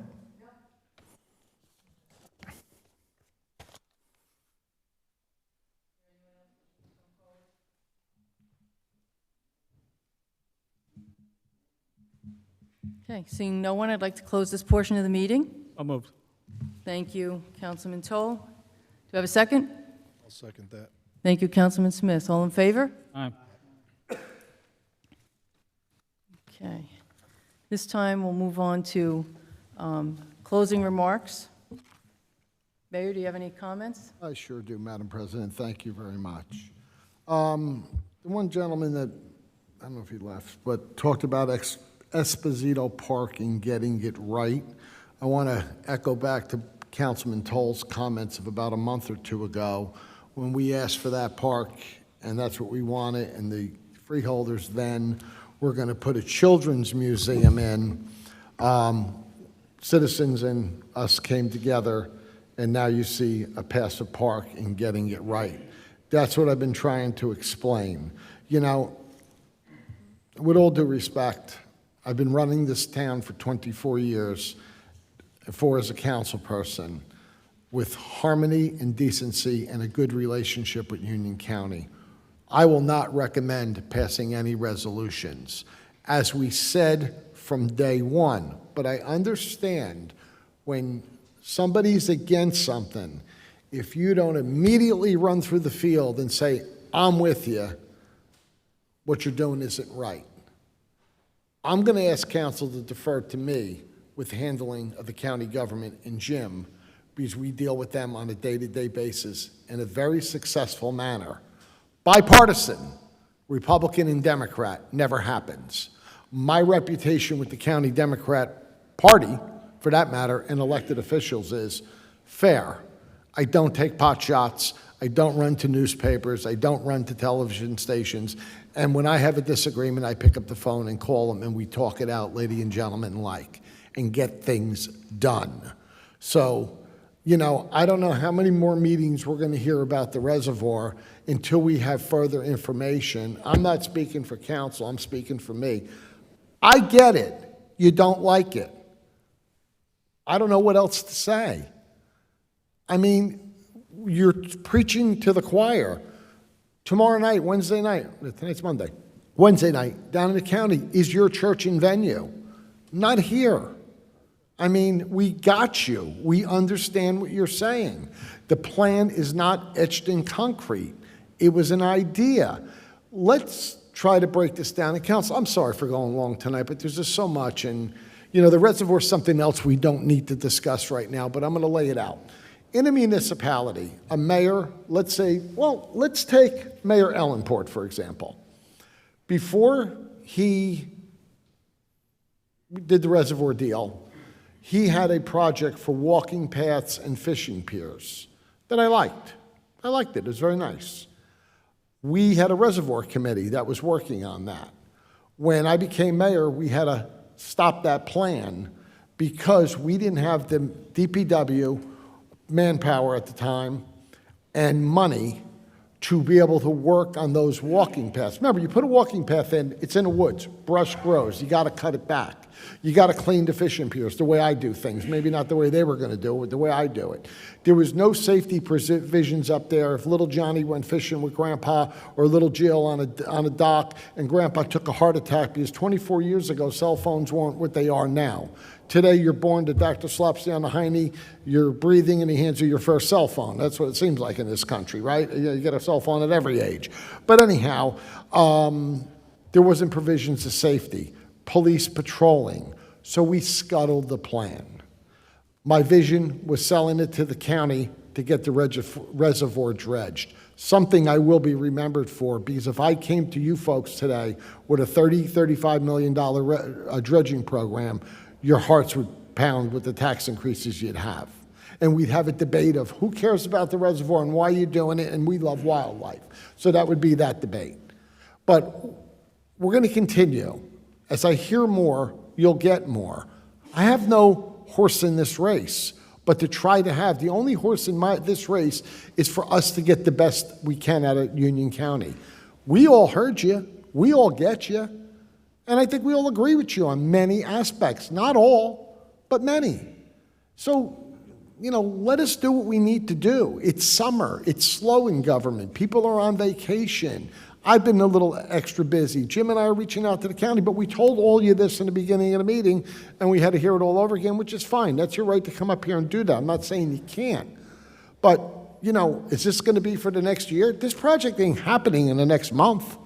In the next 6 months, I probably would even bet into next year sometime.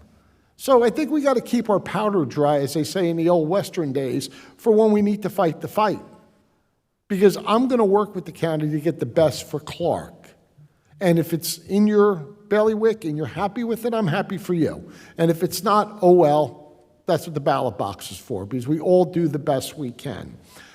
Going away from that now at this time. So I would not recommend that. As far as some of the comments that were made here tonight, I do appreciate. John, I did apologize to you, and you said you accepted it, but skeptically, and you went on to read a pre-written speech. What I was a little surprised about, to be honest with you, I saw you on July 1st at the executive session, and at that time, I wasn't aware that it was picked up on the mic. I was not. And because I don't run home and sit by the TV with a, stethoscope listening to every word the mayor says, like I hear at the following meeting by some of your party. And the mayor said, it's like Sal derangement syndrome. Get over it already, okay? But at the end of the day, I sure in hell know if someone insulted me that I would have said to him, because we did acknowledge each other when I walked in the room. I have no reason. We both nodded to one another. I have no reason not to. You're not a bad guy. I'm not trying to say that. But I know that if it was said to me, I would have said, Sal, can I see you out in the hall for 30 seconds and want to tell you something? And I would have heard about it. They come here crying that, oh, it's on NJ.com and it's on this and on that. Who the hell do you think calls them? They do. I got called on a job from NJ.com. I said, I don't know what you people are talking about. And I didn't at the time.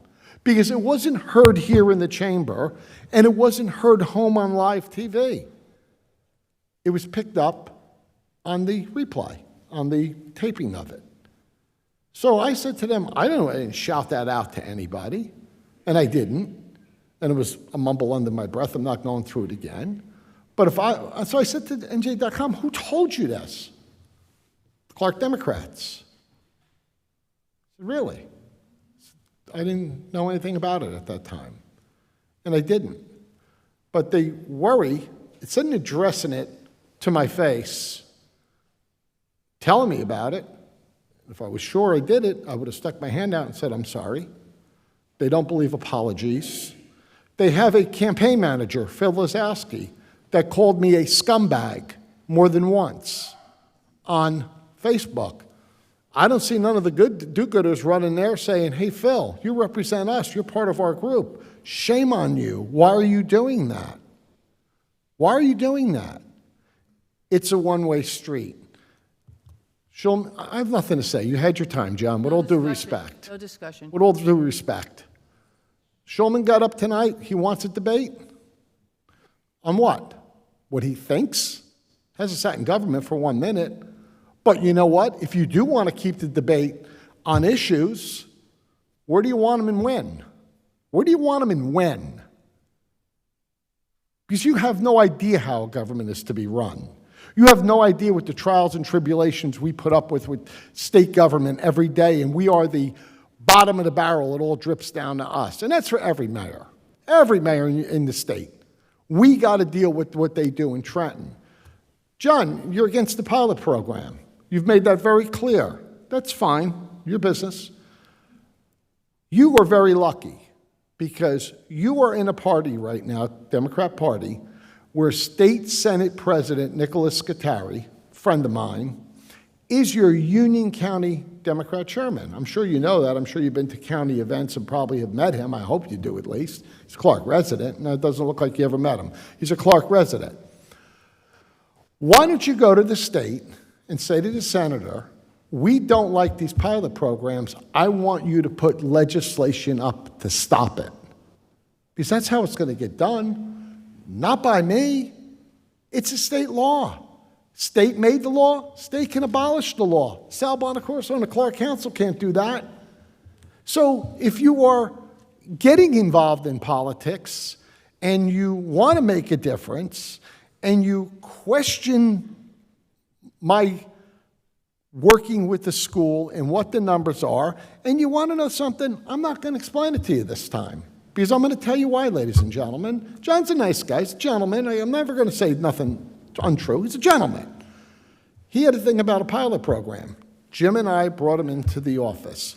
Gentlemen like the three of us sat down, and we had a nice conversation. We explained to him how the pilot program works. And we even said to him, hey, John, if you want something from us, you don't have to Oprah it.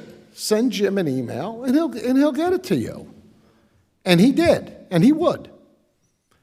So conversation ends after about an hour-long meeting, and I said to him during the meeting, one of the reasons I like the pilot program is I keep the money the school board was getting prior to the project. Watch July 7th or 8th council meeting in Rahway. They don't give anything to the school. The planner said it. Watch the Rahway meeting. I did. Okay? So we turned around and said, we're going to give them, let's say the property was yielding them $100,000. We're going to give them that 100 because that would be creating a hole in the budget if we took it out. But the other monies, we're going to pay to Union County, 5%, state law, and we're going to keep the rest with the provision that if someday those apartments become overburdening to the schools, we're going to have the option to raise their payment because after 3 or 5 years, we start adding 3%, 3.5% a year onto the total cost of their rent receipts. So we would be able to help, okay? So we told them that. The next day, Jim gets an email. Are you ready? Could I have all the tax appeals since 1980 to present time? 1980, I was 23 years old. He wasn't even born, I don't think. He doesn't look old. He looks like a young man. Wasn't even born. Do you know the strain that that would put on our clerical staff? Number one, what's on computer is simple. We can give it to you like that. We got to send a lady, gentleman, who's ever doing in that department that day, an employee, into the archives, go through books, try to find tax appeals. 1980, homes in Clark were selling for $70,000 and $80,000, and the biggest and best probably, I'm going to say. No more than 100, that I know. What's the point? What was the point? Next year, we're looking down the barrel of a tax appeals. We're looking down the barrel of tax appeals because the courts were closed during COVID, and they're starting to come forward now. I got a very simple solution. It's easy. We could all stay friends this way. We'll run the town the way we see fit, as we did for the last 24 years. Maybe other than Angel, none of us were put here because we're handsome and overly bright and overly aggressive. We were put here because we did the job, okay? We were here because we did the job. It was a left-handed joke. Fuchs got it, Shulman didn't, but that's okay. It was a left-handed joke. But anyhow, a little levity, right? We want to have a little levity in politics today. So anyway, when you take over, then you do what you want. It's simple. I'm not going to debate you on pilot programs and school funds and this, that. John, with all due respect, you've been here 2 years. You probably got to put, if you're going to the Deli King, into your GPS to get there. You know no history about this community. You know none of the old trials and tribulations that the school boards and the mayor and councils went over that we fixed and made better. I don't know if you understand, but do what you do. Do what your party does. Usually they run for council, they lose. They run for the board, and some of them get the hint, and some of them come back for the third loss. And you could do that. Run for the Board of Ed. Maybe that's your bailiwick. But you're here 2 years, and you're trying to tell us. You had another party member do that. Moved in from Union, 2 years, had all the answers in Clark. You don't even know Clark. You have the right to questions. And if you guys are so worried about embarrassing Clark, why do you run to the newspaper? Why didn't you confront me? Why didn't you come here? I didn't shout this out at the top of my lungs. I didn't say this to a person of handicap, mental or physical handicap. I didn't do that. But they run there and say, oh, look at the mayor. Look at the mayor. Look at the mayor. We have the decency to bring the county here. Shulman's down at the county, ticking everybody off down there, by the way, telling them, oh, the governing body's sitting silent. It's got to be political constantly with these people. Everything they say and do has got to be political. I am willing right now to make you a deal. I won't say nothing to you. You don't have to say nothing to us. I mean, other than what you need to business-wise, not political, business-wise.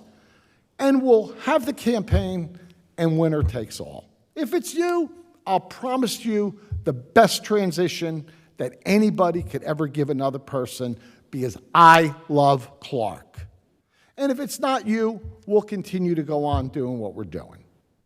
I think that's a very fair deal. We have political speeches. One meeting, Mr. Shulman gets up, reads a 5-minute dissertation right to the second. I got to tell you, that was pretty damn good, right to the second. It was all political. Turned around, went out the door. Didn't even stay for a rebuttal. Okay, that's his right, fine. So these meetings now are not the running of the business of the town daily. It's the politics of what's going to go on. It's the politics for the last year or so. When their people in their party, close to them, use derogatory comments towards me and other citizens here, they don't say a word. I never read, hey, stop, that's not polite, that's not right. But what they don't get is I could care less what they think. I go to sleep, you damn right, second that motion. I go to bed every night and not worry about you because you're insignificant in plain English. And if you had the guts to stand up and say things to people's face versus reading speeches and running around. And let's get to him now. I wasn't even going to bring it up. But I'm sorry, Angel, this got to be said. No, we're going to stop this now. Mayor, please wrap up. Mayor. I don't want any engagement of conversation. No, I would like to move on. We'll come back to you. I'll come back to you, Mayor. We'll come back to you. During God Bless America and the flag salute. That's documented on pictures. Too arrogant to put his hands to his side or on his heart during God Bless America, scrolling on his phone during the Pledge of Allegiance. And this was all sent to me. There was Okay, we're, I interrupted, Council President? No, you've been going for 25 minutes. That's my business. Mr. Schulman, please, do not, officer, we're going to have to remove him if he continues. Someone get up here and say nonsense for 5 minutes earlier in the meeting, and none of you stopped it like you're supposed to. We believe in freedom of speech. When the time comes and the person has the opportunity to speak, they get the opportunity to speak. And we have been... Turn around and address me. How many times have you said, Mr. Schulman? I think you've done that on occasion, Mr. Schulman. Okay, he was trying to relay those comments, and he did. We believe in freedom of speech, and we're not going to engage in a conversation at this point because that is not part of this meeting at this point. So please sit down or leave the meeting. It's your choice. Mr. Mayor, we'll come back to you. Let's move. No, no conversation, please. Please, Mr. Mayor, don't egg him on. Please.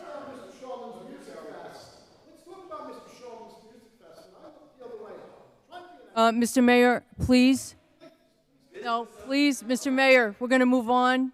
I want to move on, but I want to make sure he understands what's the difference between the two people. When he had his music fest up in the Park, I said, okay, it's a nice idea. The guy's running for mayor, no big deal, what do I care? Hey, that's what you do.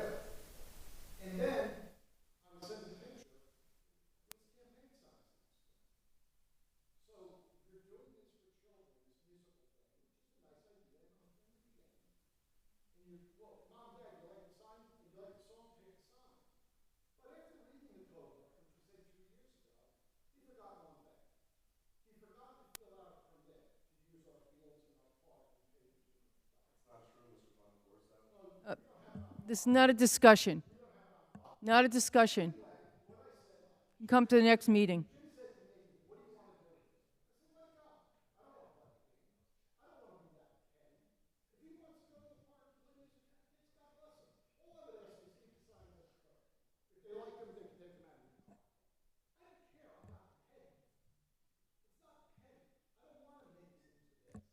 Okay.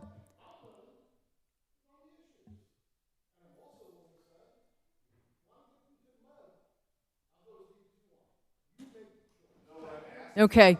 Let's move on now. Councilman Hund. Councilman Hund. Yes, my comments to this tonight are I want to thank the Clark Reservoir Committee for continually coming to our meetings and expressing their views and in their effort to show their discourse with the plans. I agree with the present plans are unacceptable for the township. With that being said, I believe the plans will not look anything like they currently are now when it is finished. Again, that is my thought process. It will not have certain aspects that are already been discussed not to have. Again, my opinion, I don't agree with it being in town. So again, thank you for your continued support to your cause. That's all I have to say. Thank you. Thank you, Councilman Hund. Councilman Mazzarella. Yes, thank you, Madam President. First, I want to thank our administrator, Jim, for bringing 2 pieces of legislation before us. The one was questioning the constitutionality of the affordable housing mandates. If we're successful, that would prove to be a benefit and a cost reduction for all of our residents in New Jersey, especially our residents here in Clark. The other is opposing the wind turbine.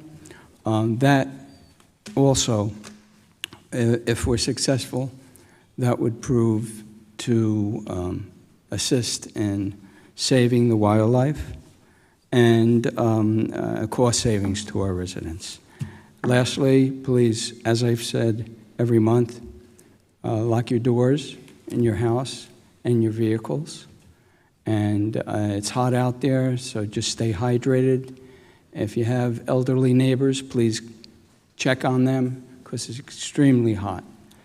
And stay hydrated. Until next one, be well, stay safe, and God bless. Thank you. Thank you, Councilman Mazzarella. Councilman Minetti. Thank you, Council President.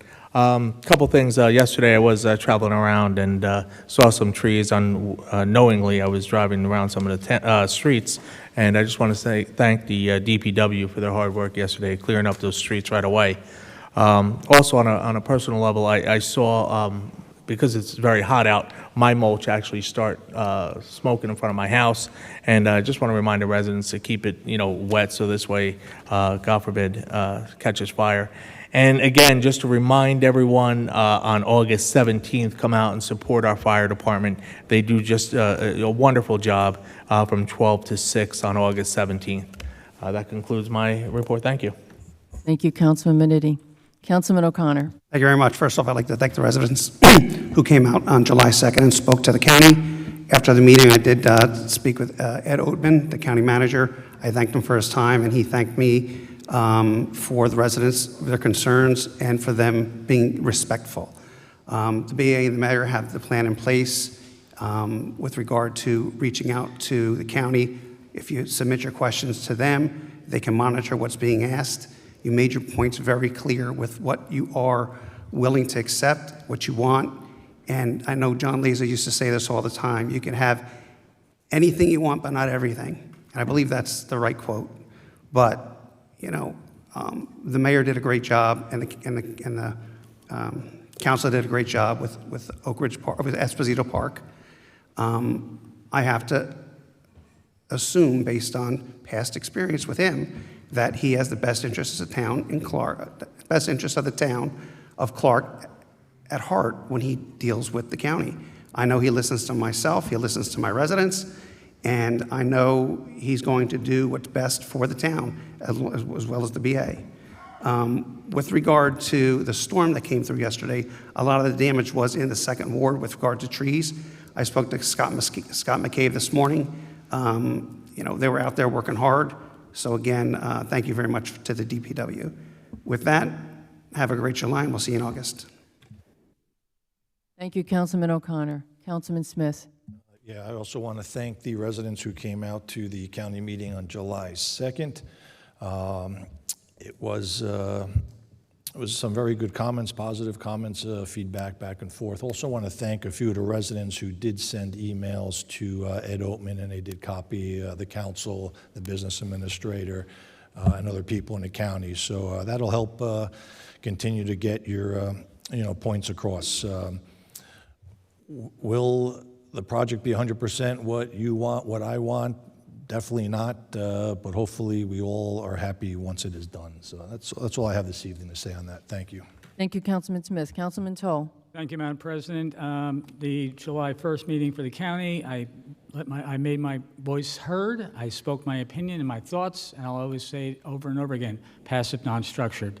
For those we've lost in the last month, Bill Doyle, retired Port Authority police officer from Clark, Lee Benish, longtime resident, Florence Paragallo. Mrs. Paragallo was the wife of Lou Paragallo, famed ALJ coach, a basketball coach. He did so many things for this township and has always had a loving wife right behind him. And to Mrs. Paragallo, our condolences to the family.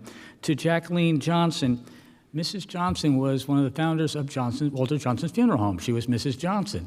And she passed away, and to her son and daughter, who I knew, our condolences. And so the final one was Thomas Nitch, K-N-Y-C-H, a lifetime Clarkite. Anyone who spends their entire life in the town must be noted if they do pass away. And again, let us just continue every day. As you hear in this country, turn the rhetoric down. We are peaceful people. We'll work together and get things accomplished. Thank you. And Brian, I just want to add with Lou Paragallo, he was our athletic director as well, and I believe the lower gym is named the Lou Paragallo Gym as well. Okay, I would like to go on to professional comments. Counselor, any comments? No comment, Madam President. Madam Clerk? No comments, thank you. Mr. Ulrich? I just want to add one thing that was discussed about transparency. There is a lot of transparency here. I mean, we have, all of our meetings are on YouTube. All of our meetings are on the website. I mean, with all of the people that cut the cord over the years, making it available so you don't have to be Xfinity or Comcast or whatever they're called this week clients. We have all of our agendas and backup on the website. Everything is, accessible, to the community. Number two is, and it's been since I've been here, there's never been an email that's gone out and I haven't responded within 48 hours, right? Either an email, a phone call back, even if it's, we're working on it, we'll let you know. So there has, questioning transparency in the community, it's, disingenuous at best. And like I said, there's, Mr. Greaves is, I probably have 30 emails, and it's probably being on the conservative side on Saturdays and Sundays that were responded to, right? So there is never an instance that we are not transparent, don't get back to people. We, had communication this weekend through the storm. So, I mean, I just find it a little bit disingenuous. Thank you. I'd also like to thank everyone who came out to the Reservoir meeting on July 2nd. I agree with, I think Councilman O'Connor summarized it very well. It's very important for us to hear what the citizens have to say. We don't have to have our opinions made known. We want to hear what you have to say, and that's what that meeting was about. And this is a county project. We are giving our opinion. Passing resolutions, I don't know if that's not how you negotiate, really. We're a legislative body, but maybe that's more opinions. We have different ways of communicating that, and I think the mayor's doing a great job, as well as Mr. Ulrich, in that area. Now, the mayor mentioned, just reminded me, when he got in office, when he was on the council, and then became mayor, we had a Scuttle Reservoir plan. Well, part of the problem was the town was broke. I mean, they had no money. We had no money to do the project. This town was broke, okay? Times have changed. A lot has been done, and there's a history that's documented on it.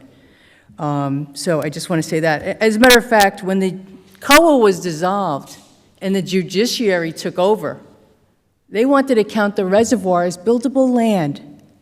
Buildable land. That's what they said to Clark. That's buildable land. We said, what? No, cross that out.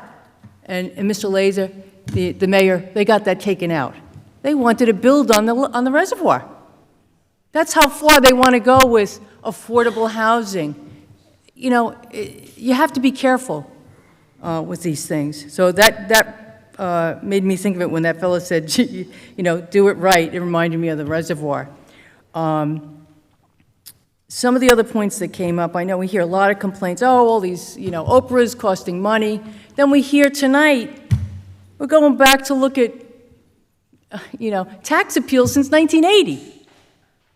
Having employees go into these dusty records and look up things, what do you think that costs? On the other hand, then you question the cost of the school. Well, about, I don't know if it was 10 years ago, 12 years ago, whatever, when I think it was Vito Gagliardi was the acting superintendent, they had committees here in town.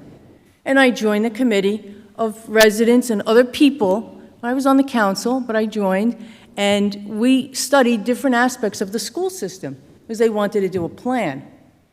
And one of the big decisions was, should we build another school? Which, as the mayor said, when you're getting into building another school, that costs a lot of money.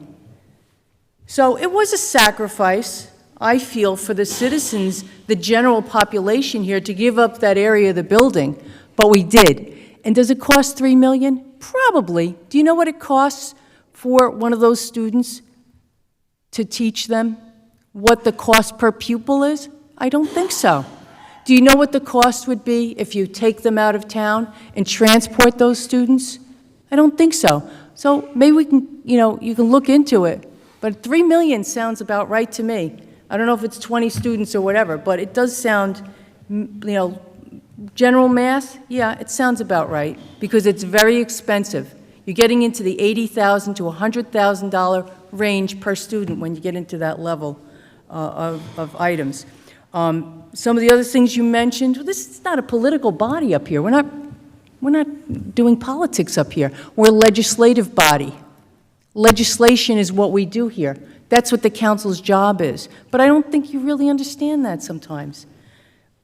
So I think it's better to understand about government. Here we have a certain form of government where we have a strong mayor, and that's a administrative body. We're legislative, okay? And there's a judicial body, 3 branches. But in some towns, they have commission form of government. And they elect commissioners, and then one of the commissioners is the mayor. And they go around, they go to the county, and they ask for things. And they say, who are you? Who are you? We don't recognize you. It's nice when you have a mayor that's recognized, and when he speaks to the county, it matters to them. So that makes a big difference in the form of government we have and the way that our mayor has gotten things done in cooperation with the county, and I do appreciate that. I will go back and listen to all of your other comments about my performance and other issues, but, and respond at a later date to those, John and Mr. Greaves. And there was one other point I wanted to make. Oh, as far as when you're negotiating a contract, you don't do that at public meetings. Those are done in what's called a private meeting, which leads me to the transparency point that Mr. Ulrich brought up. This body, I've seen a lot of different towns. I work in a town, is extremely transparent. I think I've mentioned that over the years, when we started recording our meetings and we had a cameraman come into the council chambers to record them and the copies were left in VCR tapes at the library every week, we pushed the Board of Education to make their meetings transparent, and they ultimately did. And that's important to me, and transparency is important to me. So that concludes my comments for this evening. So thank you. Do you have a motion to adjourn? So moved. Thank you, Councilman Smith. Thank you, Councilman Nitti. All in favor? Aye.